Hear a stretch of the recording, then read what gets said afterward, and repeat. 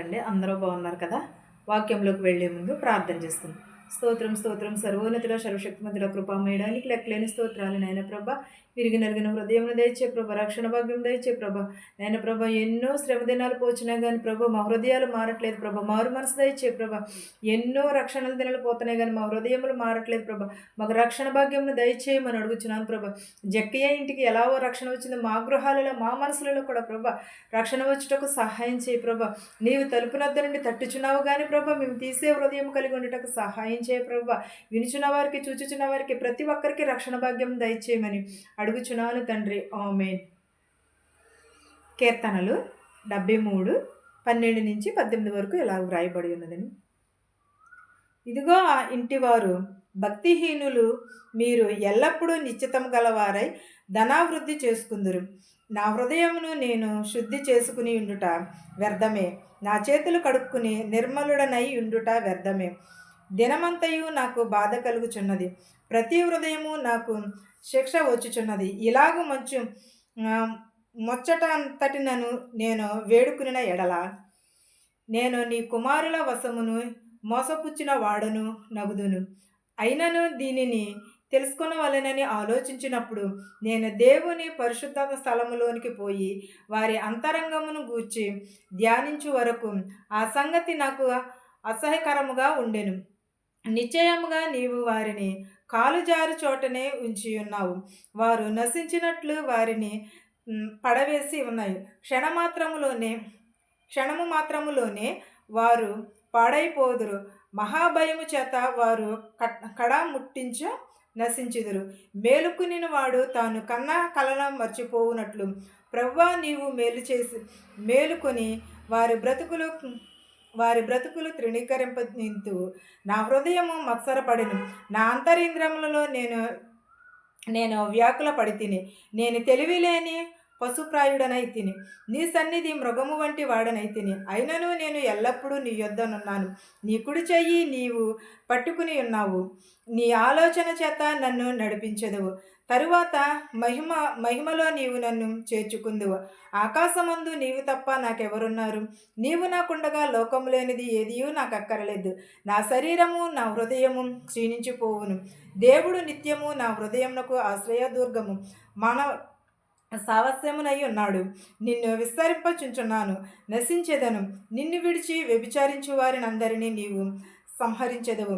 నాకైతే దేవుని పొందు ధన కార్యమును నీ సర్వకార్యములను నేను తెలియజేయనట్లు నేను ప్రభు అయిన యెహోవాకు శరణచొచ్చి ఉన్నాను. ఏమని అంటున్నాడు ఇక్కడ? ఇదిగో ఇంటి గోడ నుండి నేను బైబిల్లోని మనం ఆసోబు బాధ గురించి తెలుసుకుందాం. బైబిల్లోని ఆసోబు అనే వ్యక్తి ఉన్నాడు. ఇతను రాజైన దావీదుకు అత్యంత ప్రీతికరమైన వ్యక్తి. దావీదు ఇశ్రాయేలులను పరిపాలించే దినములలో దేవుని మందిరంలో పాటలు పాడేవాడు, వాద్యములు వాయించేవాడు. దేవుని మందిరంలో సుమారు 30,000 మంది ఉండేవారు. అందులో ఇతనే ఆసావు ఏం చేసేవాడంటే వాయిద్యంలో వాయించేవాడు, మందిరంలో పాటలు పాడుతూ ఉండేవాడు. ఆ మందిరంలో ఎంతమంది ఉండేవారు? 30,000 మంది ఉండేవారు. ఈ పాటలు పాడేవారిలో ప్రధాన యాజకుడు ఎవరంటే ఆసావు. చాలా మంచి గాయకుడు. ఆ రోజుల్లో చాలా మంచి గాయకుడు ఎవరంటే ఆసావు.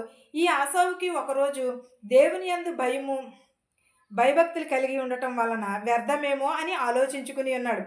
దేవుని యందు భయభక్తులు కలిగి ఉండటం వ్యర్థమే అని బాధ కలిగింది. ఎందుకంటే అతను చాలా మనస్తాపానికి గురైనాడు. ఎన్నో అవమానాలు, ఎన్నో శోధనలు వచ్చి ఉన్నాయి. ఎందుకంటే భక్తిహీనులు నిశ్చితం గలవారై ఉండుట వ్యర్థమేమో అని బాధ కలిగి, ఎందుకంటే భక్తిహీనులు ధనము కలిగి అభివృద్ధి పొందడం భక్తి వల్లనే భక్తి గలవారమే వారి జీవితంలో నీతిగాను న్యాయంగాను ఉండి వాళ్ళ చేతులకు పాపం అంటకుండా ఉండి కూడా వారు అభివృద్ధి పొందలేకపోవడం చూసి ఎంతో బాధపడేవాడు. అంటే ఏ పాపము చేయని వారు, ఏ దోషం చేయని అభివృద్ధిలోకి రాకపోతే మనం కూడా అంటాం కదా, ఇతను నీతిమంతుడే, పరిశుద్ధుడే, దేవుడిని ఇంత ఎలాగ ఆరాధిస్తున్నాడు, అయినా సరే ఎందుకని బాగుపడట్లేదు, ఎందుకని అభివృద్ధిలోకి రావట్లేదని మనం కూడా ఆలోచించుకుంటూ ఉంటాం. అలాగే ఆసావు కూడా ఆలోచిస్తూ ఉంటున్నాడు. ఆలోచిస్తూ అభివృద్ధికి ఎందుకని రావట్లేదని ఎంతో బాధపడేవాడు. ఇలా ఆలోచిస్తూ ఒక రోజుని దేవుని మందిరంలోకి వెళ్ళి ఏం చేయుచున్నాడు, ప్రార్థన చేయుచుండగా దేవుడు ఆసావుతో మాట్లాడుతూ, ఆసావు నీవు ఆలోచించేది మంచిది కాదు, మంచిది కాదు అని అన్నాడు. భక్తిహీనుల పరిస్థితి ఎలా ఉంటుందో తెలుసా నీకు? భక్తిహీనులు ఎలా ఉంటారో నువ్వు చూసావా? భక్తిహీనులు ఎలా ఉంటారో నీకు తెలుసా అని యాసావు దేవునితో మాట్లాడుతున్నాడు. మాట్లాడుతూ భక్తిహీనుల పరిస్థితి ఎలా ఉంటుందో చూడని అతనిని నరకానికి తీసుకుని వెళ్ళి ఉన్నాడు. నరకానికి తీసుకువెళ్ళి వాళ్ళు ఏ పరిస్థితిలో ఉంటున్నారో చూడు అని అని వాళ్ళ పరిస్థితులను చూపిస్తూ ఉన్నాడు దేవుడు. ఆసావుకి చూపిస్తున్నప్పుడు అతను ఏం చేస్తున్నాడు, చూస్తూ అంటున్నాడు, అతనిని నరకానికి తీసుకువెళ్ళి పరిస్థితులన్నీ చూపిస్తున్నాడు. భయంకరమైన పరిస్థితులను చూసి భక్తి గల వారి ఎడల దేవుడు గొప్ప కార్యాన్నే చేశాడు, గొప్పనే చూపించాడు, గొప్పతనాన్ని చూపించాడు. మనము ప్రియ సహోదరులారా, మనం ఏమనుకుంటామంటే భక్తిహీనులే వర్ధిల్చున్నారు, భక్తిహీనులే బాగుపడుతున్నారు, భక్తి గలవారు ఎవరును కూడా బాగోవట్లేదు, వాళ్ళకే కష్టాలు, ఎక్కువ వాళ్ళకే నష్టాలు అని అనుకుంటున్నాం. కానీ కాదు, దేవుడు భక్తిహీనులకి చాలా నరకం ఉంటుంది. భక్తి గల వారికి కూడా దేవుడు ఓర్పుగా ఉంటారా ఉండరా అని దేవుడు పరీక్ష పెడుతూ ఉంటాడు.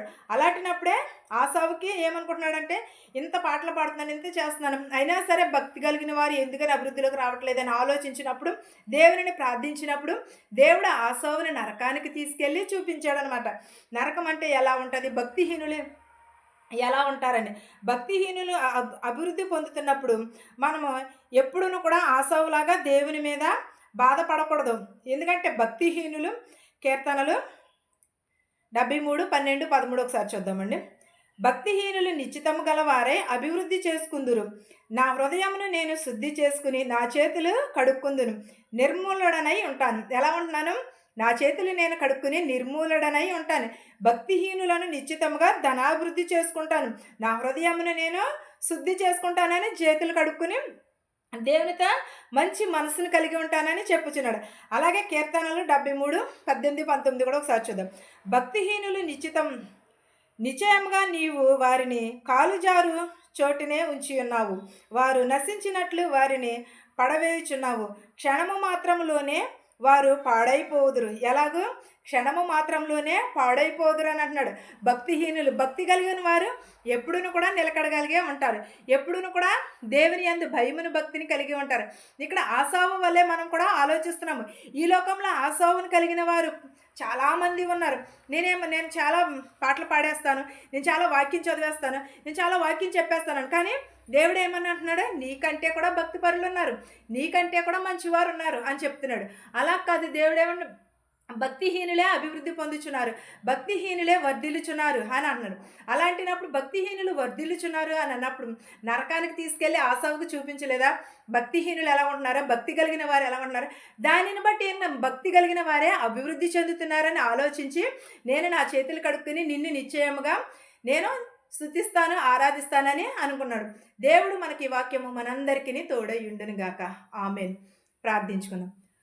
స్తోత్రం స్తోత్రం సర్వోన్నతుడ సర్వశక్తిమంతుడ కృపామయుడ, నీకు లెక్కలేని స్తోత్రాలు నాయన ప్రభ. విరిగి నలిగిన హృదయమును దయచే ప్రభ, మారు మనసు దయచే ప్రభ, రక్షణ భాగ్యమును దయచేయమని అడుగుచున్నాం ప్రభ. ఆశావు వలే ప్రభ మీ వ్యర్థమైన ఆలోచనలు రాకోకుండా ప్రభ మంచి ఆలోచన కలిగి ఉండేటకు సహాయం చేయమని అడుగుచున్నాను ప్రభ. ప్రతి ఒక్కరు హృదయములు మనసులు మార్చుమని అడుగుచున్నాం ప్రభ. విరిగి నలిగిన హృదయమును దయచే ప్రభ, రక్షణ భాగ్యమును దయచేయమని అడుగుచున్నాను నాయన ప్రభ.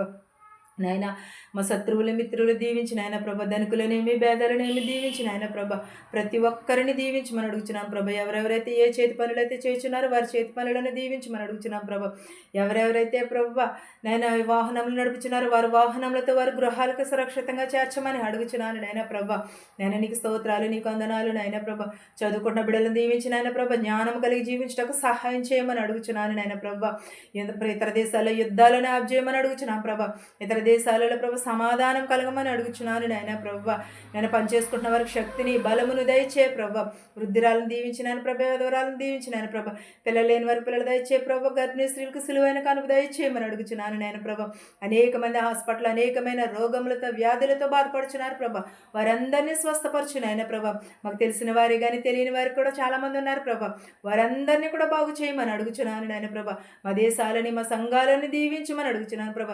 ప్రతి ఒక్కరు అవసరతలు తీర్చి నాయన ప్రభ, ప్రతి ఒక్కరికి శాంతిని సమాధానమును దయచే ప్రభ, ప్రతి ఒక్కరికి విరిగి నలిగిన హృదయమును దయచే ప్రభ, ప్రతి ఒక్కరికి నీ రక్షణ భాగ్యమును దయచేయమని అడుగుచున్నాను నాయన ప్రభ, ప్రతి ఒక్కరికి ప్రభ మారు మనసు దయచే ప్రభ, ప్రతి ఒక్కరికి హృదయములు మార్చమని అడుగుచున్నాను నాయన ప్రభ, ప్రతి ఒక్కరికి ప్రభా నిన్ను స్తుతించే భాగ్యమును దయచేయమని అడుగుచున్నాను ప్రభా, విరిగి నలిగిన హృదయమును దయచే ప్రభా, నీకు స్తోత్రాలు నీకు వందనాలు నాయన ప్రభా, నజరేయుడా మమ్మల్ని విడిచిపోకయ్యా, నజరేయుడా మమ్మల్ని కాపాడమని అడుగుచున్నాను నాయన ప్రభా, ప్రతి ఒక్కరి కుటుంబమును ప్రభ కాపాడు నాయన ప్రభ, ప్రతి ఒక్కరికి మారు మనసు దయచేయమని అడుగుచున్నాను నాయన ప్రభ, నా కుటుంబమును కూడా జ్ఞాపకం చేసుకోమని అడుగుచున్నాను నాయన ప్రభ, మా శత్రువులు మిత్రువులు దీవించమని అడుగుచున్నాను ప్రభ, ఇతర దేశం వెళ్ళిచిన ప్రతి ఒక్క బిడకును ప్రభ క్షేమంగా వెళ్ళి పని చేసుకున్నట్టు సహాయం చేయ ప్రభ, క్షేమంగా వచ్చి పని చేసుకునేటప్పుడు సహాయం చేయ ప్రభా, వెలుచున్న వారిని వచ్చుచున్న వారిని కూడా దీవించి ఆశీర్వదించమని అడుగుచున్నాను ప్రభా, ప్రతి ఒక్క బిడకి నాయన ప్రభ రక్షణ భాగ్యం దయచేయమని, నా ప్రార్థనను నీ పాసని చేర్చుకోమని యేసు నామములో బ్రతిమాలు వేడుకునిచున్నాను తండ్రి, ఆమేన్. పరలోకమందున మా తండ్రి, నీ నామము పరిశుద్ధపరచబడును గాక, నీ రాజ్యం వచ్చును గాక, నీ చిత్తము పరలోకమందు భూవెందు నెరవేరినట్లును మా నిత్య ఆహారం నేడు మాకు దయచేయము, మా రుణస్థులను మేము క్షమించిన ప్రకారము మా రుణములను క్షమించుము, దృష్టి నుండి శోధన నుండి తప్పించుము, రాజ్యమును శక్తియు మహిమయు నిరంతరము నీవై ఉన్నావు మా తండ్రి, ఆమేన్ ఆమేన్. చూచుచున్న వారికి వినుచున్న వారికి సదాకాలము నీ కృప తోడై ఉండును గాక, ఆమేన్. అందరికీ వందనాలండి.